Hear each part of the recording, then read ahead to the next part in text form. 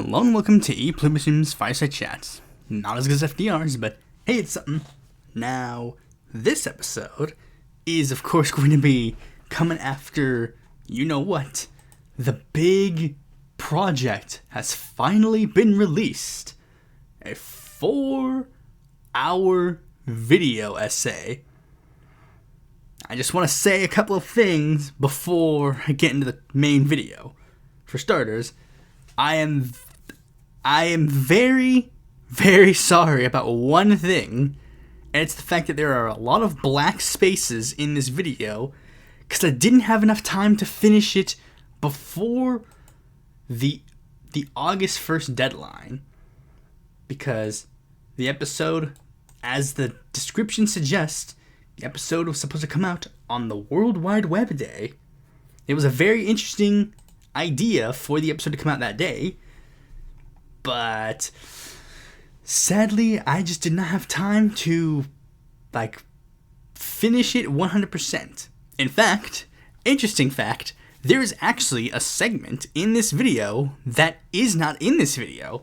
I in fact might be recording that segment after I record this, or maybe sometime later.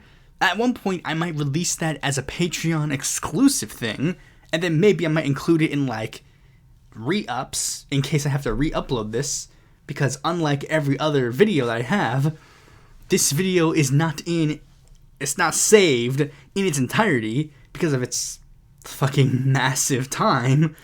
It is instead only saved... Why is the Snow one next? Oh, I don't know. But anyways... it is not saved in its capacity, and it's got 170 views at this point. And it's gotten some love as of now, but that just means one thing. That means that it hasn't reached beyond the fan base yet. That's all it means. All it means is it hasn't reached beyond the fan base yet. I expect that when it reaches beyond the fan base, the like to dislike ratio will change, because they will not be as kind on the black spaces as you all are. Again, I do genuinely wish that I was able to, fix that. Maybe one day I'll release a better version with those fixes, but as of now, that's not happening. Be lucky that you got what you got. There are a couple of times when I, made this, that I was legitimately thinking just quitting it right then and there and just releasing it as is. And when it was as is, half of these segments were gone. Half these segments didn't have anything. And I guess one more thing I should say, as the community post says, I'll be taking a slight, brief hiatus, because I'll be going on a family vacation, so there will not be a podcast released on the 12th. I will have the main video released on that time, because I'll have some time to, edit this one a little bit, and then I'll be back with enough time to, edit it and finish it released. Plus, it's not, a short video, but it's a relatively short one. But hopefully I'll be able to get back in the swing of the normal video schedule. I haven't had the normal video schedule in a while, so might be a little bit rusty for the remainder of August, but it will. But I guarantee you, by at least September, things will fully be as if nothing happened. With that out of the way, let's get right into the news.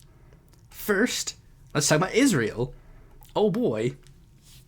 I'm sure there's absolutely nothing wrong that happens with Israel ever. Far-right lawmakers break into Israeli detention camp protesting probe into soldiers' alleged abuse of prisoner. A major political rift has broken out in Israel over the detention of 9 Israeli soldiers who are being investigated over an alleged abuse of a Palestinian inmate at a controversial desert detention facility. Far-right lawmakers and protesters breached the perimeter of the Sidi Tayman base in Israel's Negev desert on Monday, protesting the investigation of the troops. So basically, here's what's going on. This situation might have been resolved. It was earlier in the week when I saw this, but what happened was Israel was investigating some soldiers in this detention camp. And the investigation, well, let's just say, look at this investigation. Look at what they were investigating. And אני לא יודע אם יודעים, אבל יש אירוע כרגע בשדה תימן, שמשטרה צבאית הגיעו לעצור חיילים ששמרו על מחבלי נוח'בה. והחיילים בשדה תימן, מתקן מעצר של מחבלי נוח'בה, ומשטרה צבאית שם הגיעה לעצור כמה לוחמים שם, שכנראה בגלל איזה שהם טענות של יחס למחבלי נוח'בה, ויש שם אירוע של התבצרות וכולי. הטרלול שהמדינה שלנו נכנסת אליו סביב הסיפור הזה הוא מטורף, וצריך להפסיק אותו, ואני חושב שצריך פה לתת דוגמה אישית, ואני אומר עכשיו, ואני קורא לחברי הקואליציה לעשות כמוני, אני קם, ואני יוצא מפה, ואני לא הולך להצביע יותר על שום דבר, עד שהסיפור הזה והטרלול הזה, שיש מי שבפרקליטות חושב, שאפשר לבוא ולעצור חיילים על דברים שעושים למחבלי נוח'בה, לא נגמר. אוקיי? ואני מאוד מבקש, ואני חושב שחבריי בקואליציה טוב יעשו, אם יעשו כמוני. אנחנו לא יכולים להמשיך כרגיל. להכניס מקל לרקטום של בן אדם, זה לגיטימי? כן, אם הוא נוח'בה, הכל לגיטימי לעשות לו. הכל! הכל! זה מה שרציתי. הכל, האנשים האלה, אתה יודע מה עשו? אוקיי. טוב. יש דברים שלא עושים. Remember, this is the thing. This guy is a Likud MP, and he is mad that אנחנו לא יכולים. he is mad that they are investigating a soldiers in the IDF. They are mad. He's mad that they're investigating soldiers of the IDF that, quote, להכניס מקל לרקטום של בן אדם, זה לגיטימי? כן.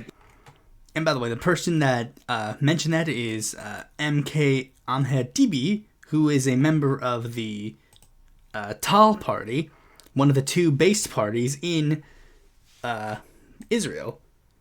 Quite genuinely, it's just like, this just seems weird, right? This is insane, right?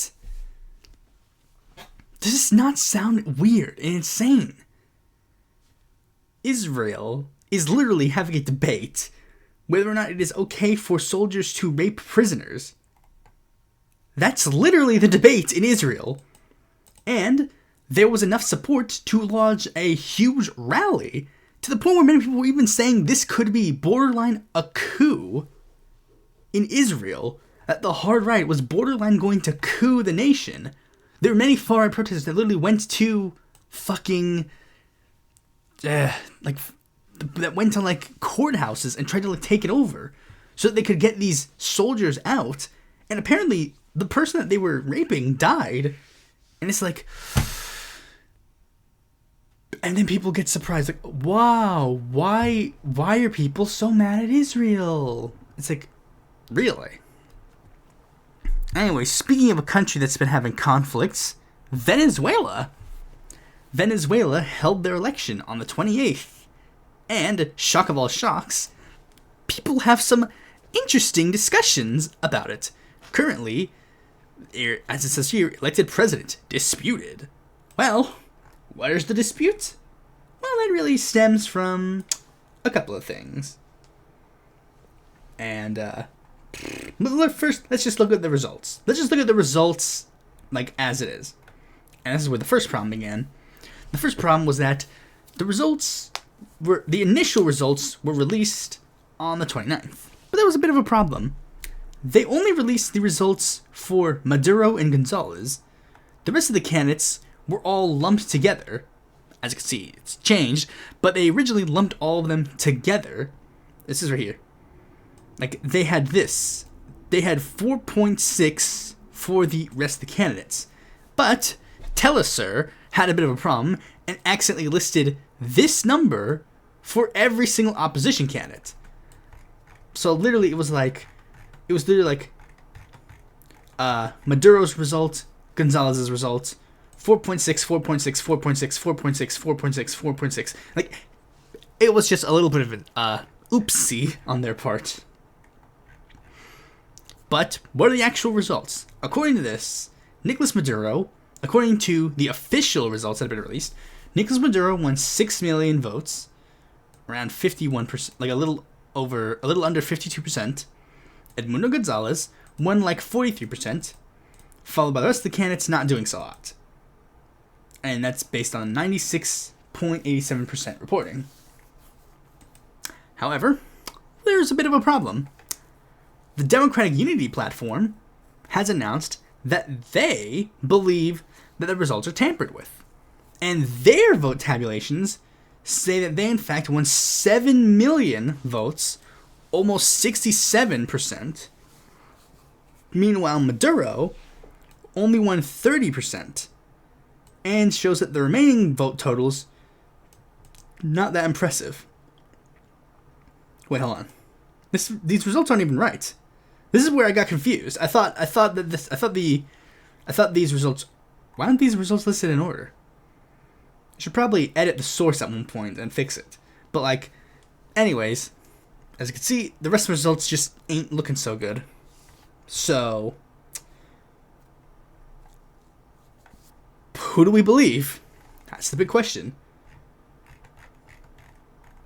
There are many reasons why some people are a little bit suspect on both of these numbers.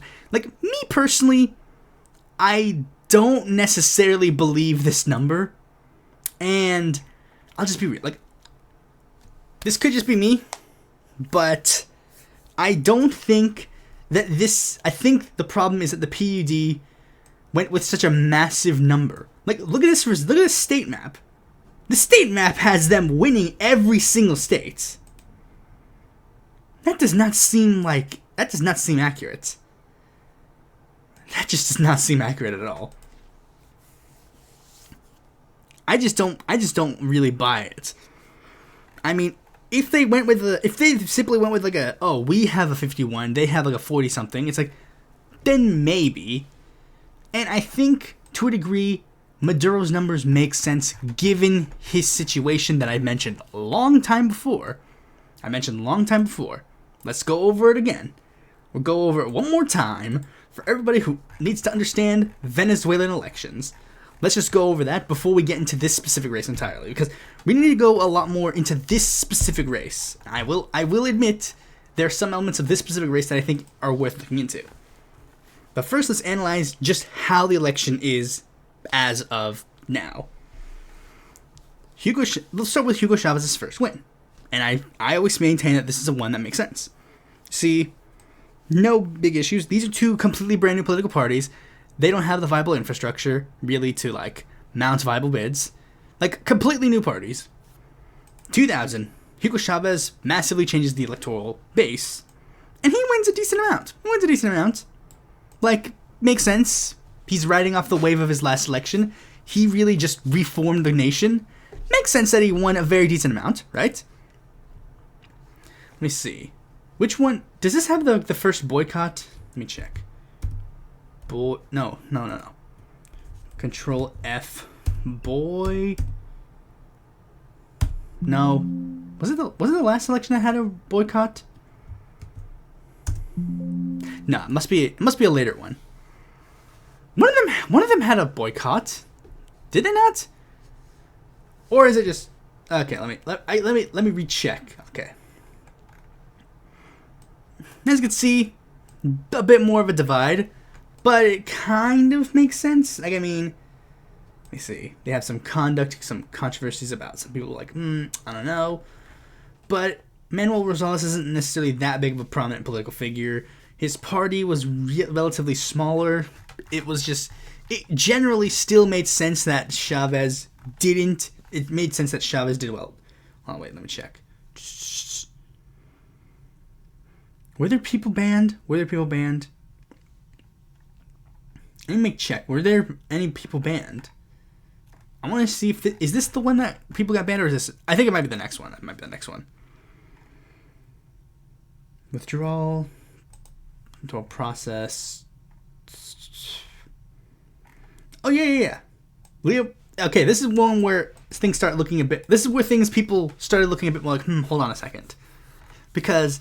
Major opposition figure Leopoldo Lopez was banned from running, but Henrique Galipeles, he was a relatively popular governor of his state, and while Hugo Chavez still did really well, it made sense because Chavez was still riding his wave. Chavez was just generally more popular. I'm trying to word this right. But again, Enrique Guerripeles, he was not that much of a scary opposition figure. And he also just reconsolidated his party into... was it the last election that he did PSUV? No, this was the election where he officially reconstituted as PSUV. Then Chavez died, Guerripeles ran again, and Maduro ran it was not that good of a campaign. Enrique Guerripeles could have easily beaten Maduro if he, just went over the final threshold. But probably with, some sadness over Chavez's death, maybe they're like, yeah, we need to support Maduro. We need to support Maduro. Then comes this election where things got a little fucky because the opposition, due to many candidates being openly disqualified, which is where things get shady. That's the one thing that I will say about the Venezuelan elections. That's the one element of it's the elections themselves don't seem rigged. It's the process of everything surrounding the election that's the problem. And it's by that notion, it's does that matter? Does that, is there really a distinction between these? Yeah, but I mean, I call the 2016 Democratic primary rigged, but it wasn't Hillary pressed the button and said, make the Democrats pick me button. No, it was clear, favoritism and issues regarding other things. So, it's a little bit complicated, but yeah, I think generally these numbers still make sense. What was I should have kept the numbers up specifically just so I could see.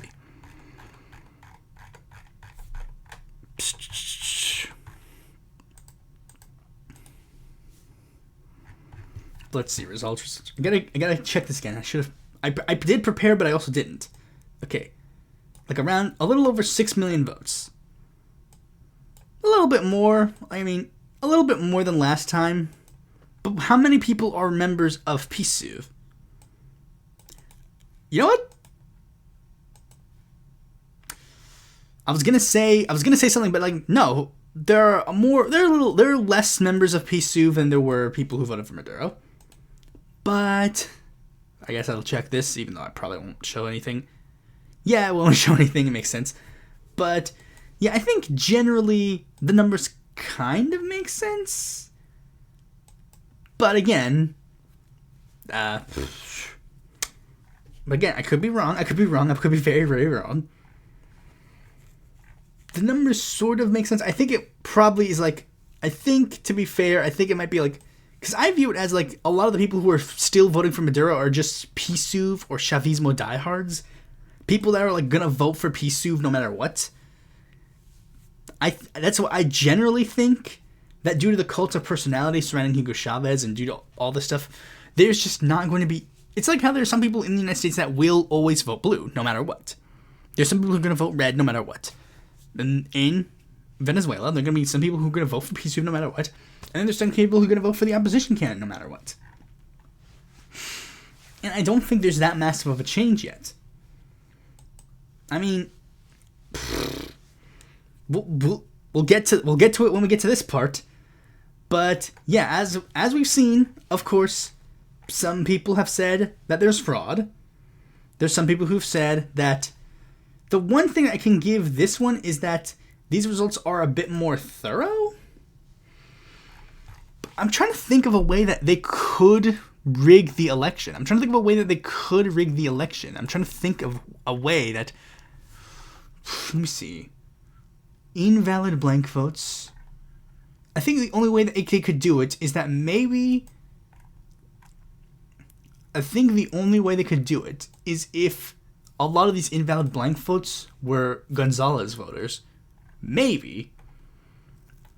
But anyway, as of course people protested, and of course one of the biggest ways people protested is to tear down statues of Hugo Chavez.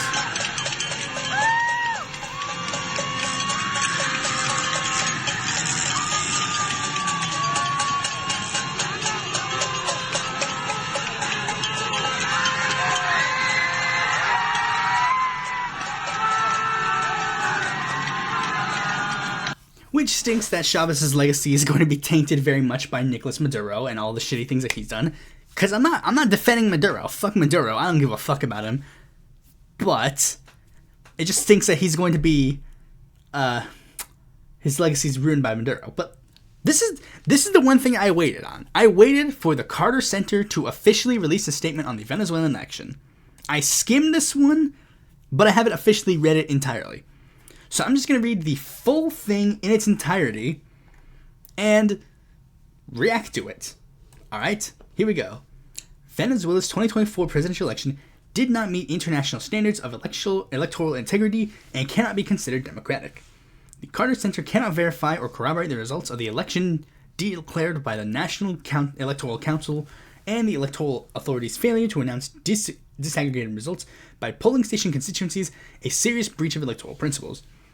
Venezuela's electoral process did not meet international standards of electoral integrity at any of its stages and violated numerous provisions on its own international laws. The election took place in an environment of restricted freedoms for political actors, civil society organizations, and the media. Throughout the electoral process, the CNE demonstrated a clear bias in favor of the incumbent. Voter registration was hurt by short deadlines, relatively few places for registration, and minimal public information. Citizens abroad faced excessive legal requirements to register, some of which appear to be arbitrary. This effectively disenfranchised most of the migrant population, resulting in very low voters abroad. That's one thing. I didn't get into it, but yes, that is one thing that has also been mentioned. A lot of the Venezuelan expats, who are, not expats, but like people from Venezuela who have immigrated to other places, who are going to be voting internationally, they have a little bit of a problem. Like, there were some heavier restrictions on that. The registration of parties and candidates also did not meet international standards. Over the past few years, several opposition parties have had their registrations changed to leaders who favor the government. This influenced the nomination of several opposition candidates. Importantly, the registration of the candidacy of the main opposition forces was subject to arbitrary decisions of the CNE without respecting basic legal principles. The electoral campaign was impacted by unequal conditions among candidates. The campaign of the incumbent president was well-funded and widely visible throughout the rallies, posters, murals, and street campaigning. The abuse of the administration sources on behalf of the incumbent, including the use of government vehicles, public officials, campaigning while in their official capacity, and the use of social programs, was observed throughout the campaign. Okay, that's one thing that's a little bit weird. The use of social programs. Are they saying that social programs that the Venezuelan government gave, is that influencing people? I mean, yeah, I guess, but like, doesn't every like politician and political figure influence people through their platform and such? The incumbent also enjoyed overwhelming positive coverage on television and radio in terms of advertising, broadcast events, and news coverage, while the primary opposition candidates received little media coverage. In addition, authorities frequently attempted to restrict the opposition candidates' camp activities. This included harassment or intimidation of people who provided services or goods to the main opposition candidate. Still, Venezuelan citizens turned out peacefully and in large numbers to express their will on election day, despite reports of restrictions on access of many polling centers for domestic observers and opposition party witnesses. Potential pressure on the voters, such as ruling party checkpoints in the vicinity of voting centers, and incidents of tension or violence reported in some of the localities. Voting appeared to take place in a generally civil manner. In the limited number of polling centers they visited, the Carter Center observer teams noted the desire of the Venezuelan people to participate in a democratic election process, as demonstrated through their active participation as polling staff, party witnesses, and citizen observers. However, their efforts were undermined by the CNE's total lack of transparency in announcing the results. So yeah, honestly, reading it more in depth, yeah, that makes sense. They basically just said the same thing I said to an extent. I'm pretty sure they're slightly more harsh because just probably more objectivity and more on the ground actual understanding of things, and not having to rely on a lot of relying on biased sources on both sides of the aisle. But they basically said the same thing, that the election itself seemed fair, but the campaign and elements surrounding it, such as the controlling of the opposition parties and such, the Venezuelan Communist Party, biggest example that I've stated, how they were extremely anti-Maduro, and then magically they became super pro-Maduro, even though they were literally backing another candidate. That is the issue. That is the thing. That is what led to the issues of the election. And yeah, that makes sense. It's basically the same thing I said, but I guess they're just more blatantly explaining, this is a very unfair democratic process. And the problem is, immediately after this came out, magically everybody started talking about it and had the worst takes. Like Ben Norton, the person who used to be working over the gray zone, but is now basically a free agent, but is basically a useful idiot for the gray zone. So, here's his statement on it. The Carter Center is funded by the U.S. State Department, CIA Front, the UK, and the EU, which have backed many coup attempts in Venezuela, including one right now. It is also funded by monarchies in Saudi Arabia, UAE, and Qatar. It is a mercenary org with zero legitimacy. So yeah, it is a org with zero legitimacy. Zero legitimacy. Question then, if they have zero legitimacy, why the fuck did Venezuela themselves bring them? Bienvenida al Centro Carter. Le damos la bienvenida al Centro Carter, que bueno, es un centro que tiene un prestigio ganado, ¿no? En todo el mundo, no solamente en tareas de elecciones, sino también en tareas de impulso a la democracia, a la resolución de conflictos, etcétera. Es una institución no gubernamental sin fines de lucro que ha hecho historia, pues, y por la seriedad que representa el Centro Carter en esta materia, pero es por la cual el Consejo Nacional Electoral. Like, literally, they were specifically invited. Like, right here. This is another funny example. 24 hours apart. A reminder that the President Jimmy Carter, who organized the Carter Center, said that Venezuela has the best voting system in the world. Then, magically, when the Carter Center announced it, Carter Center has denounced the results of the... I must remind you that this is far from a neutral organization, considering it is... Literally, it literally magically changed. And many of these people would cite the Carter Center as proof that Venezuelan elections weren't bad or weren't rigged. Because in previous elections, the Carter Center said, yeah, these elections seemed fair and seemed reasonable. Why is this specific one a big of a problem? Oh yeah, speaking of people that were invited, there's another person that was invited to fucking Venezuela to discuss this election. Can you take a wild guess who it is? Congratulations, Mr. President, on your re-election. I think I'm probably the first American to say congratulations to you. Bueno, Presidente, quisiera comenzar expresando mi más cálida felicitación por su reelección. Creo que soy el primer estadounidense que procede a felicitarlo por esta reelección. Hay muchos más, estoy seguro que hay millones de estadounidenses que quieren paz en el continente y que quieren paz en Venezuela. I guess the first one to say... Lo que dice mi gobierno... Bueno, muchas gracias. ¿Tú de dónde eres, Jackson? I was born right around San Diego, California, but I come from Miami. Bueno, nací en San Diego, California, pero en realidad hoy estoy basado en Miami. En Miami. Yo conozco bien, Silvia y yo conocemos bien Miami, la calle 8, ¿verdad? Se come bien ahí. Conocemos muy bien. Atlanta, Boston, bastante bien. Nueva York, que insurgió el 2007 a ellos para que desarrollaran millones de tierras en que intentaron éxito también. Esa para Estados Unidos será gravísima. Las consecuencias para el mundo y la región serán gravísimas. But yeah, I mean, cringe. Maduro be doing the cringe. Chavez was better. Chavez shouldn't have died of cancer. Speaking of cancer, Josh Shapiro be doing a little cancer right now. Because it turns out he was an IDF volunteer. He's making things way worse for him if he's Kamala Harris's running mate. Which by the time this episode comes out, the episode will come out like around here. She's supposed to announce it on like before Thursday. Like she's supposed to announce it on like at least Tuesday. So basically, there was an op-ed that was recently revealed, and well, it was not a good one. Basically, it revealed that when he was in high school, he literally served with the IDF. He did an event with the IDF, and then when he was 20, he wrote an op-ed where he very much said a lot of very cringy things about the Israel-Palestine situation. And one of the biggest things that has caught my attention is the fact that he's literally said of Arabs and Palestinians, they do not have the capabilities to establish their own homeland and make it successful even with the aid of Israel and the United States. They are too battle-minded to be able to establish a peaceful homeland of their own.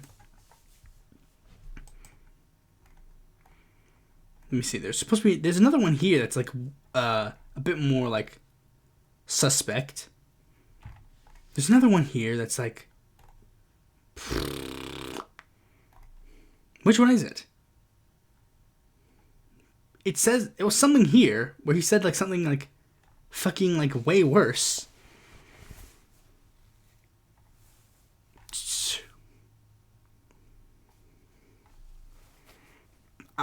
I'm remembering it because I have it here in the R campaigns. I didn't link the specific thing, but I quoted it. I remember correctly.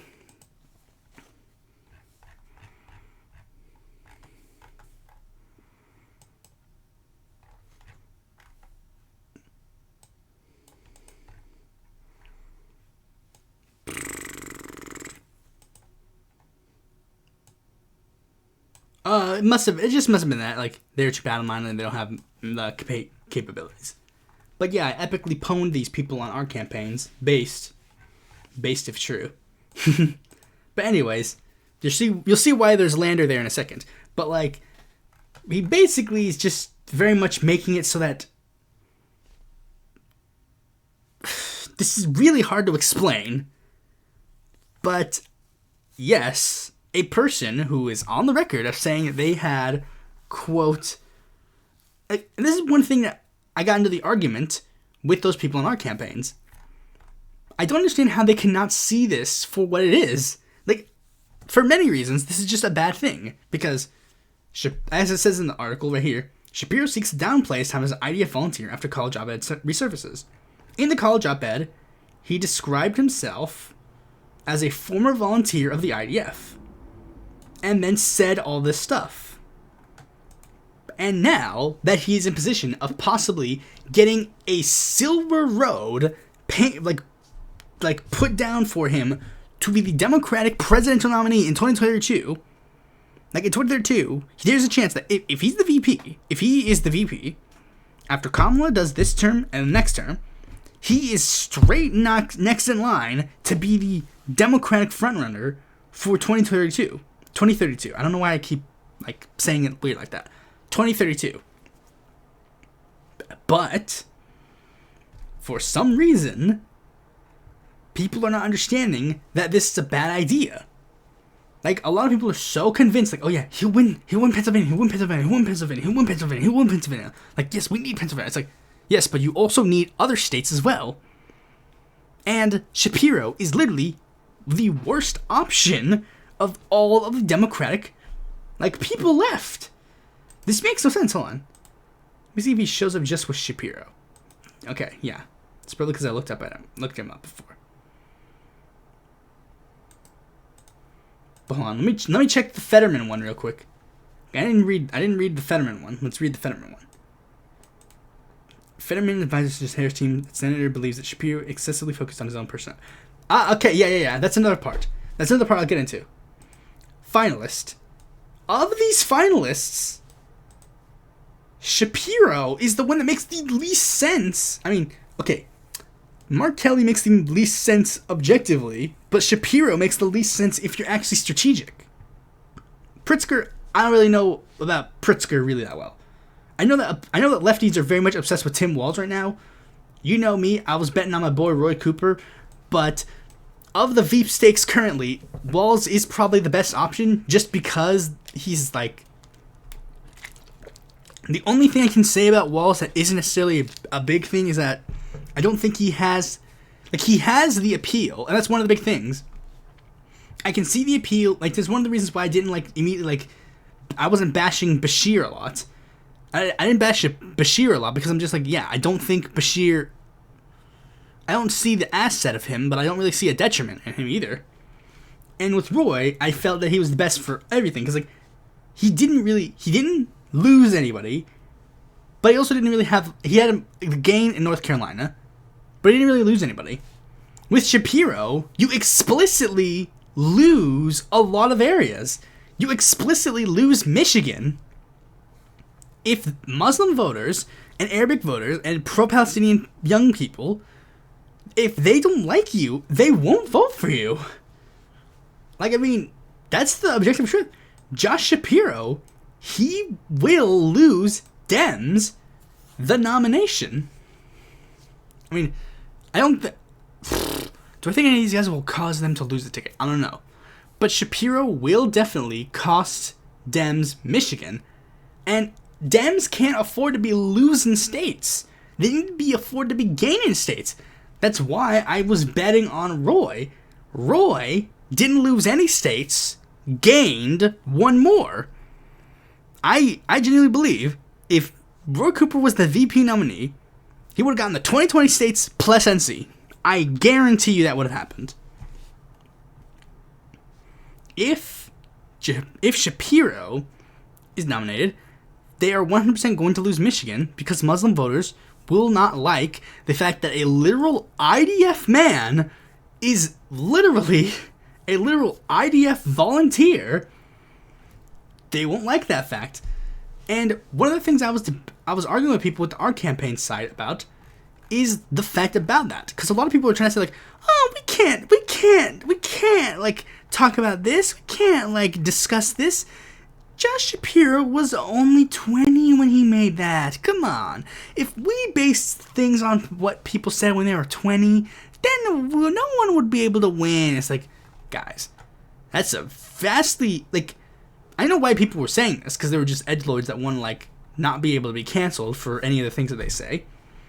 But Josh Shapiro has made no indication that he has changed his viewpoints on these issues. Because this is one of the big things that really bugs me. It bugged me about Shapiro, and it bugged me about Kelly.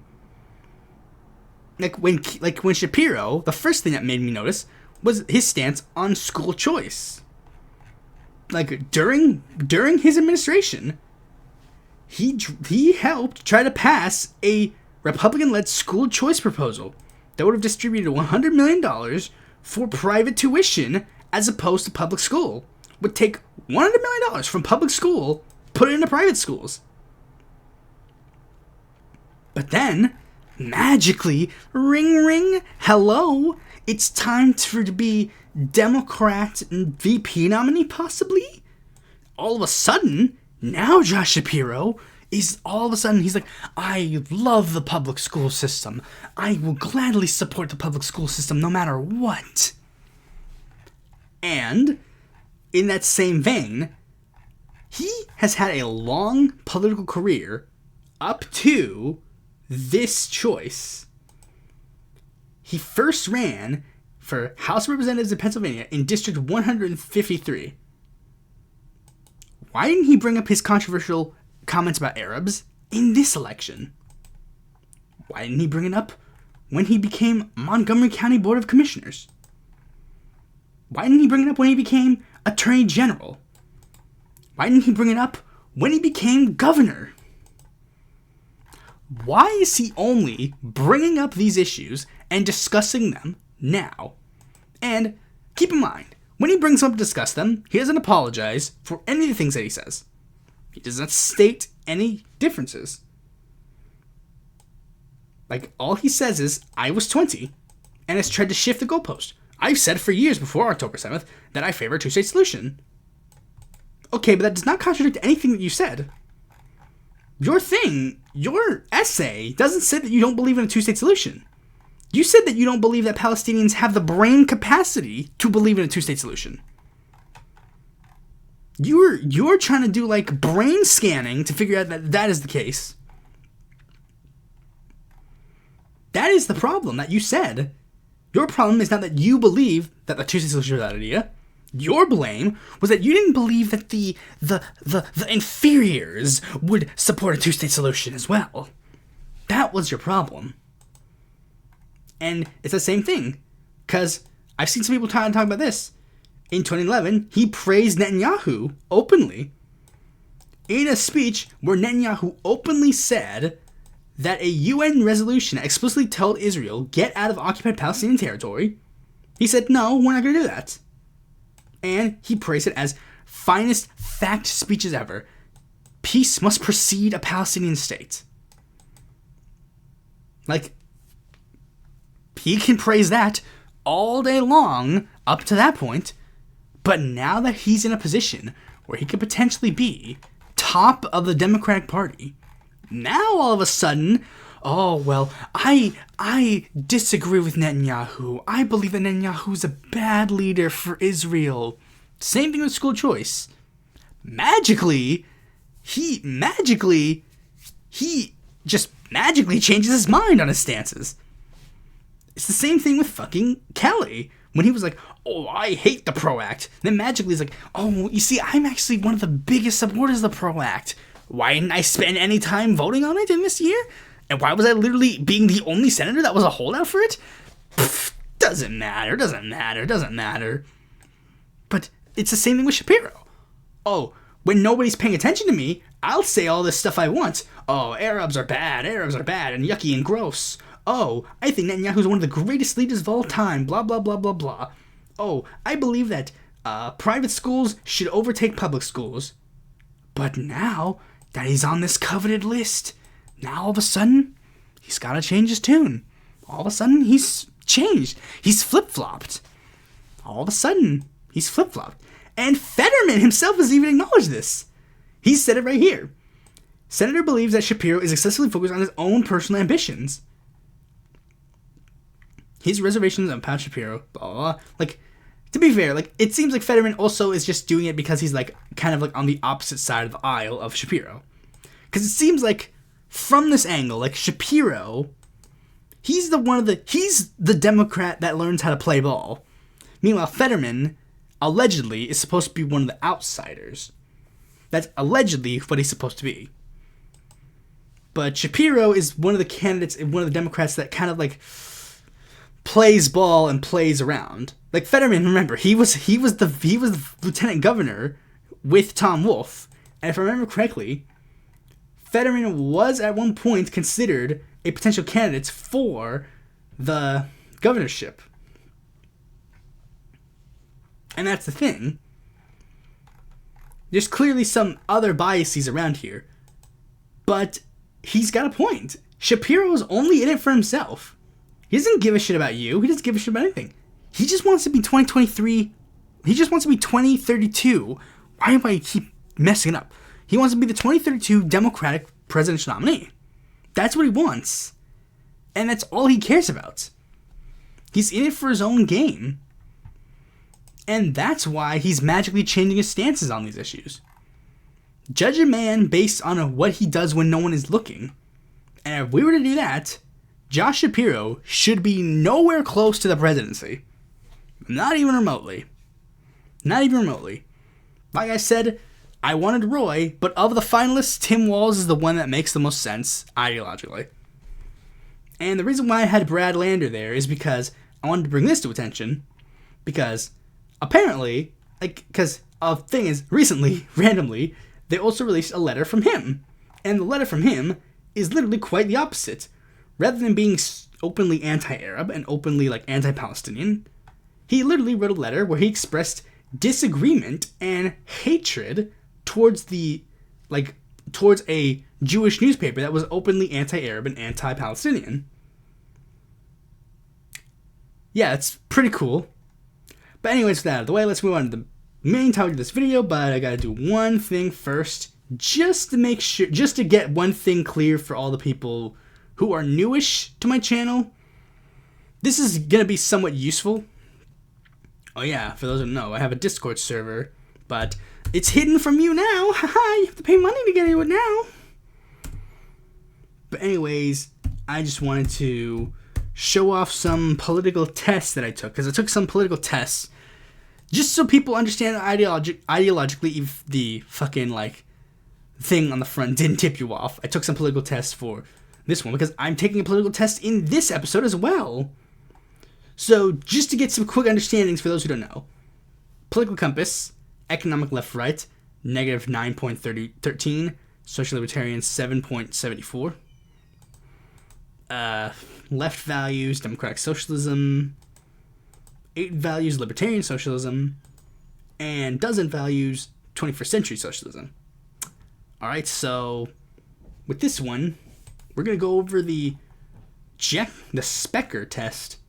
Now, the Spekr test is one that I've kind of seen a little bit about. I didn't know how good it was, but it's probably the only political test that I know of that I haven't taken yet that isn't a repeat. So, yeah. With that, let's just get into it. What's the Spekr test? I guess from what it looks like, it's just going to be a somewhat political compass test, but with a different one. So let's see. Each individual enjoys bodily autonomy and has rights that no other individual or group may violate. I'd say generally, yeah. All fully formed individuals have the freedom to decide what they knowingly and voluntarily consume. Yeah. Slavery can be an acceptable practice in certain circumstances as punishment for crime. Absolutely not. Freedom of expression should be unhindered by the law regardless of the content or context. I'll put this one a little bit, because there are some elements of freedom of expression that do need to be censored to an extent.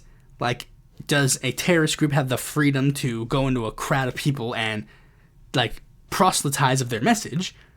Or, hypothetical, let's just say, I'm not even going to get into the hypothetical, but the hypothetical is, very, very sussy. Some forms of expression are offensive, such as hate speech, should be banned. This one's always a little bit of a tricky one.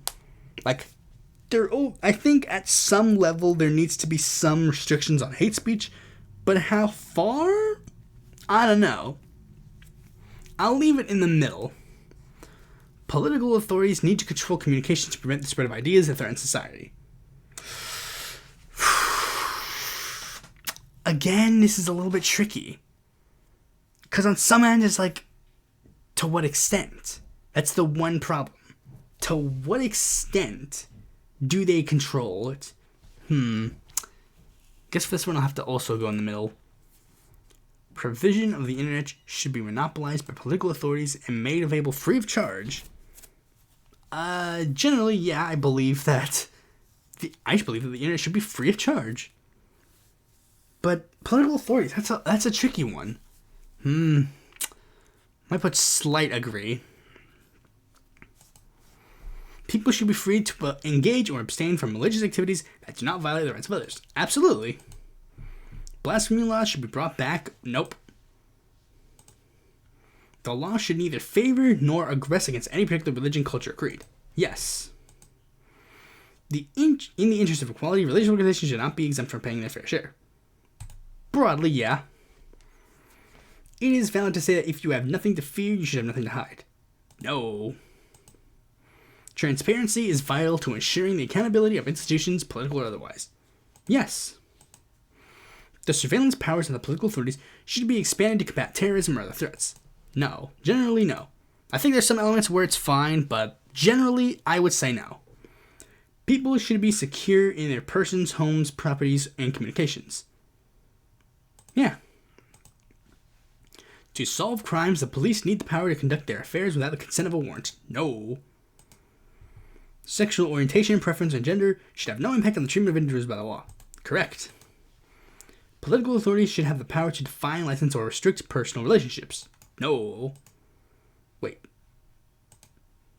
Because this is tricky. I assume this question... I'm going to take a wild guess and assume that this question means among consenting adults.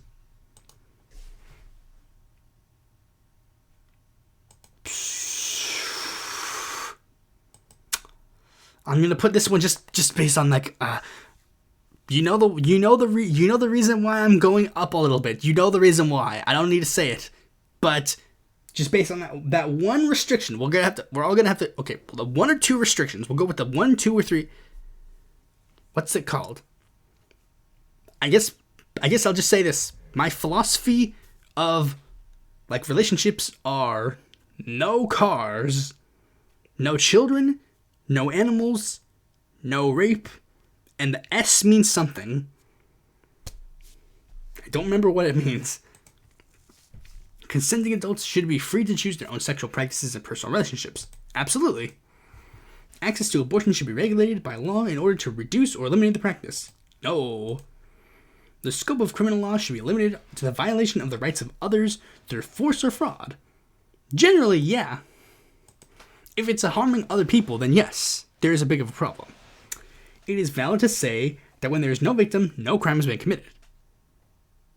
Okay, yes, but also that comes in with a little bit of an asterisk. Like, how do you define victim? Like, let's do... I don't want to keep using this hypothetical. But let's say... No, I don't want to use that hypothetical.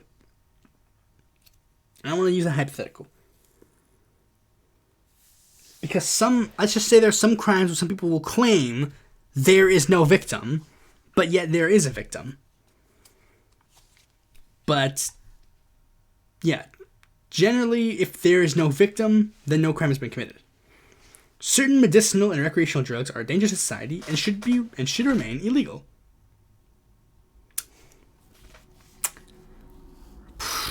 Technically, yes, but I don't think that the harsh restrictions on them are really doing that much good. Police, fire, and ambulance services can be provided exclusively and effectively by the market. No. People who assume the risk of harm to themselves are a burden on society and should be punished by law. No.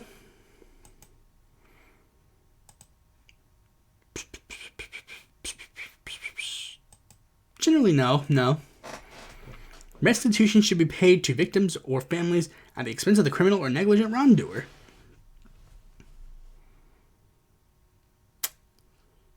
Yeah. Rights such as due process and the presumption of innocence only interfere with obtaining criminal convictions. No. Juries should be able to judge not just based on the facts of the case, but also the justice of the law. Yeah, generally, but there has to be some level of restriction on it. There has to be some level of restriction on that process.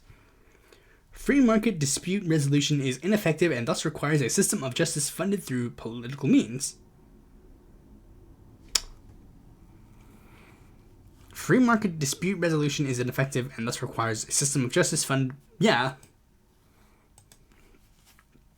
Prisons as they currently exist are a violation of individual rights and therefore should be abolished.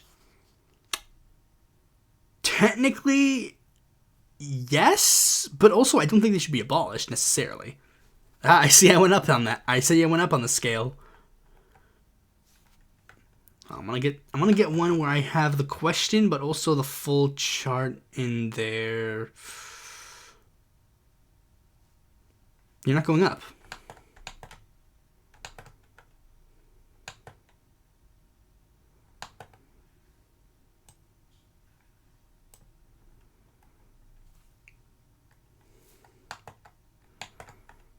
Whatever. I'm not gonna go above this, so I don't think I have to worry about that. The only legitimate form of force is in defense of individual rights and against physical aggression.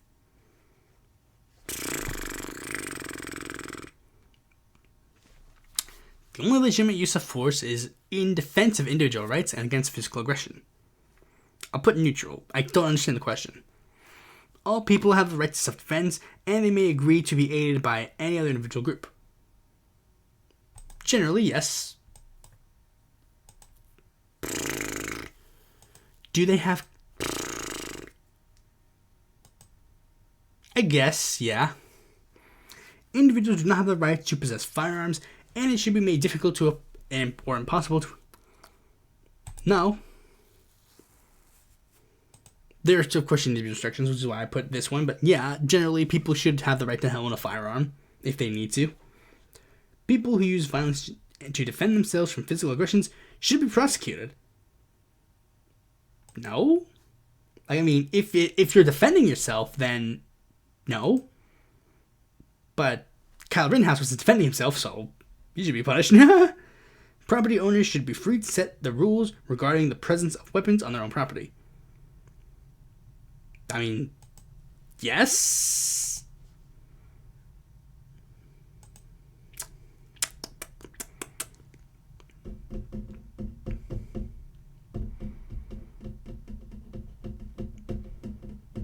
I mean, yeah, I guess it makes sense. The law should restrict, register, or monitor the ownership of manufactured transfer of firearms and ammunition. Absolutely, absolutely, absolutely, absolutely. We need to make sure that we know the weapons are there. We need to make sure, like, the higher the capacity of the weapons, there needs to be more, like making sure. And just to make sure there's no funny business that goes on. That's why we have serial numbers on guns to begin with, folks. It's probably not, but it is in my mind.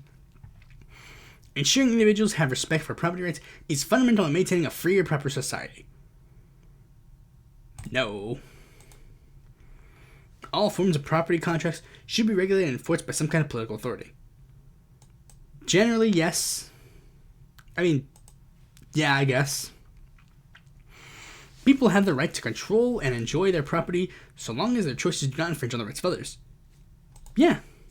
Generally. Let me think.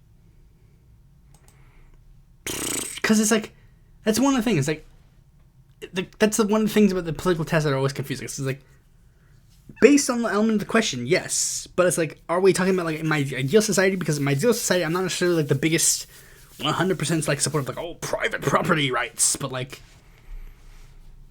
it's like, if I reject the notion of, like, private property rights in general, do I, like, click no? So I'll just go with, like, kind of, but because it's, like, in the system that we have now, yeah. Practices of eminent domain and civil forfeiture are abuses of political power must be eliminated. No. In order to protect the poor from the rich, limits on profits, production mandates, and controls on prices are necessary. Absolutely, absolutely. Price controls 100%, my boys. Let's go. Price controls. That's the one thing, every single one of those, like, evil, like, methods are like, oh, the prices will go up if we raise people's taxes and give people more funds. Like, price controls. Easy fix. We can fix it easy. For voluntary dealings, parties should be able to free trade with whomever they want mutually agreeable terms. Generally, yeah. Landowners have no incentive to maintain natural resources and as such need to be regulated by local authority. Absolutely, yes. More regulation, yes. To prevent the tragedy of the commons, such as pollution or misuse of resources, all land should be privatized. No private, nuh-uh. Environmental protection requires that natural resources be held in common and private ownership restricted. Profits hinder the behavioral changes required to protect the environment, necessitating political intervention. Absolutely. Environmental advocacy and social pressure are more effective means of changing behavior than political action.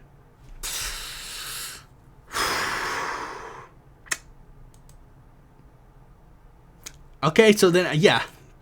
I mean, I'll be real. Advocacy is good. Social pressure is good. But ultimately, ain't gonna get much done. Activism is good to get the message out. But when it's time to actually do actions, there needs to be an authority figure or an authority to fix the situation. Politically funded subsidies for energy production should be abolished, leaving the market free to decide what is best. No! We leave the market to decide what's best, then things will go bad. Energy pricing, allocation, and production are too important to be left to the market. Absolutely. People who think they are entitled to keep what they earn are being selfish and should just pay their fair share. Ooh, this is a very difficult one because it's like, again, this is gonna be one of those things. I'm gonna have to probably cheat and look at how it like changes my perspective on here, because let's analyze this question again. People who think they are entitled to keep what they earn are being selfish and should pay their fair share. I think that like this question is trying to get me to to believe that billionaires deserve and earned their wages. No billionaire has earned their wage. Bill Gates didn't earn his wage. Elon Musk didn't earn shit. Jeff Bezos did not earn shit. Koch brothers did not earn shit. None of them earned the value that they have. None of them earned it. Their workers are the ones who did all the work to get them those riches. Those people, the workers, deserve their wages. The rich are the ones who are exploiting the workers and taking that money. I forget the exact one, the exact phrases. It's like, they get a dollar, I get a dime. That's why I shit on company time. That is how the system, our current like labor system works. So let's see. People are entitled to keep what they like.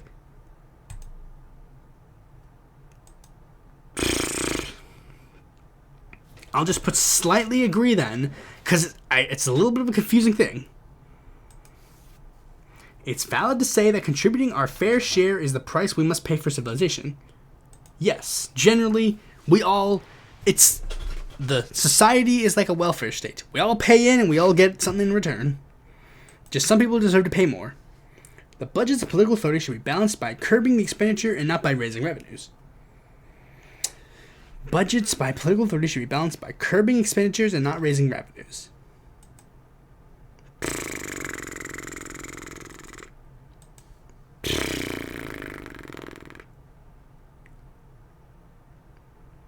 I'll put neutral. People are free to purchase any product or service they wish and should not be forced to pay anything. Again, this is going to be a little bit neutral. I'm not sure exactly what this means. Free market banking with competition among institutions of all types is preferable to a central banking model. No. Profits and losses are a burden for society to bear, not for individuals making the decisions. Yes. Individuals who engage in voluntary exchange should be free to use as money as mutually agreeable object. No? Inflationary monetary policies and legal tender laws damage the economy and should be abolished. No, absolutely not. That's a hot take that I'm going to have to say. Inflation is good. Inflation has, this is one of the things you guys got to realize. Money is fake, and if we keep using money as it is, then inflation is just a natural byproduct of it. Guys, remember, why is our money worth as much as it is? Why is the piece of dollar that says 20 on it worth $20 that say 1 on it? Why is the green piece of paper that says 50 on it worth 50 ones with stupid George Washington on it? Why? Because we say it is. It's not based on anything actual. It's not based on anything. We just say it's worth 1 because it's worth 1. If everybody in the United States unilaterally agreed that the dollar system is meaningless, what would happen? The economy would crash. But the fact of the matter is, we have that system, and in this system, inflation is how things work. The more dollars in circulation, the more inflation is. That's just how it is. It is valid to say, throughout history, money has been the root of most, if not all, evils in the world. Yes, absolutely, absolutely. People have the right to form corporations, cooperatives, and other entities based on voluntary association. Ooh, that one first word. That one first word. That one first word. I'll put it slightly here just because that one first word. But co-ops is good. I like worker co-ops. Co-worker co-ops are fine. Private ownership of the means of production is theft and should be owned by the workers instead. Abso-fucking-lutely. Publicly funded subsidies and bailouts of business, labor, and other special interests should be abolished.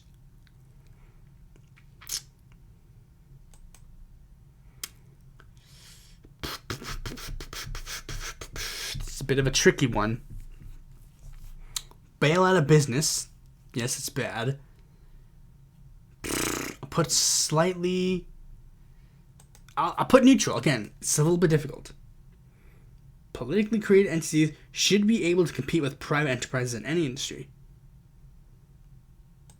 Under the current system we have, yes. But ideally, I don't think we should have any private, enterprises of the sort. Employment agreements should not be encumbered by social engineering of political authority.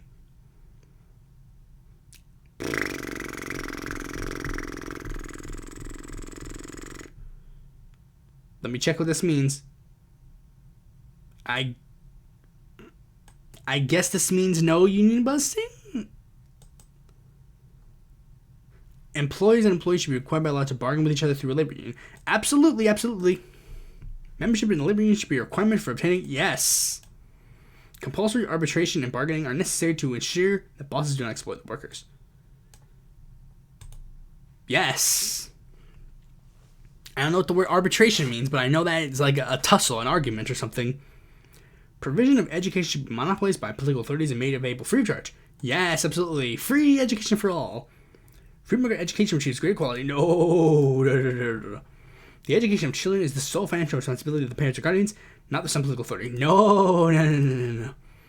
Health insurance companies exploit the sick and dying by making a profit. Yes, absolutely. All individuals will be free to determine the level of health insurance they want, if any. No. Everybody gets Medicare for all, everybody.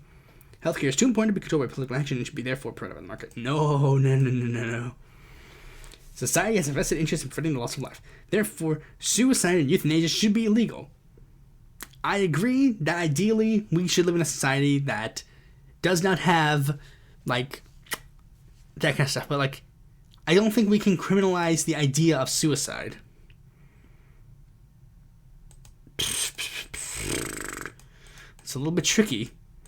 Because ideally, yes, I don't believe that we should be killing ourselves, but there are situations where you should be allowed to. Provision of healthcare should be monopolized by political authorities and made available free of charge. Yes. Did we not already answer this?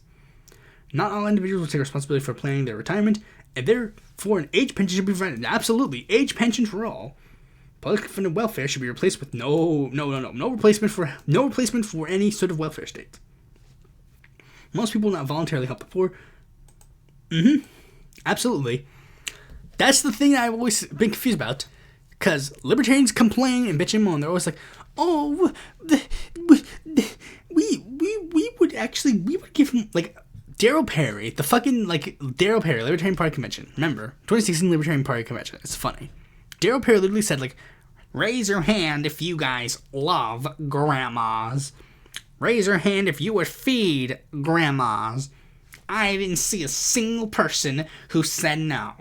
That's why we should fund Social Security and Medicare. Like, that's how we fund it. It's like, okay, then what's the problem? If you all agree that we should fund Social Security, Medicaid, and Medicare, then why are you complaining that taxation is theft? Charity and civil society will weaken if political authorities do not have the power to direct such activity. Yes. To ensure global stability, political authorities need to form alliances and act as the world police. No, absolutely not. To ensure the security of a nation, service in the military should be made compulsory. No, absolutely not.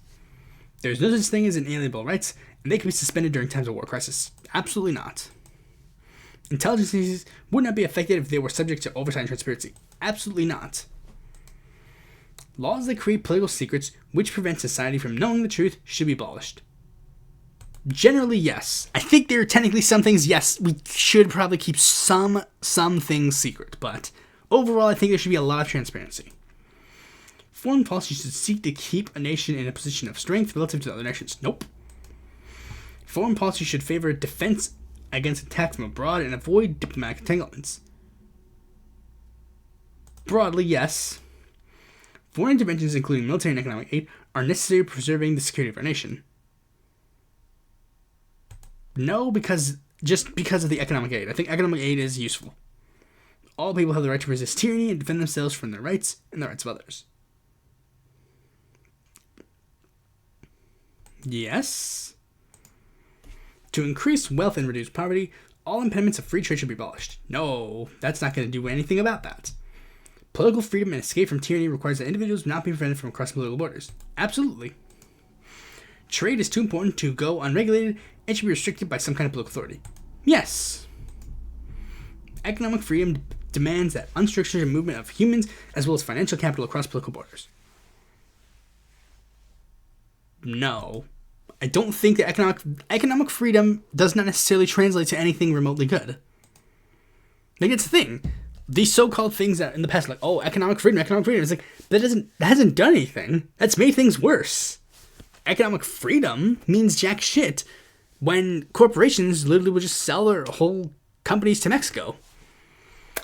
All political people, without exception, are born with an inherent right to their life, liberty, and property. That last word gives me a little iffy, but I'll go with yes. There are some rights that can impose an obligation under individuals to fulfill that right. I don't know what that means, so I'll just go with this.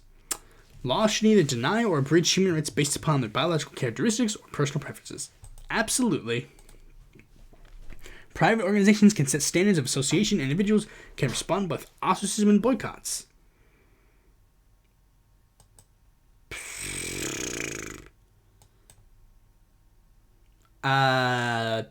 This is a bit of a difficult question. Neutral unsure, I gotta put that one. Parents or guardians have the right to raise their children according to their own standards and beliefs.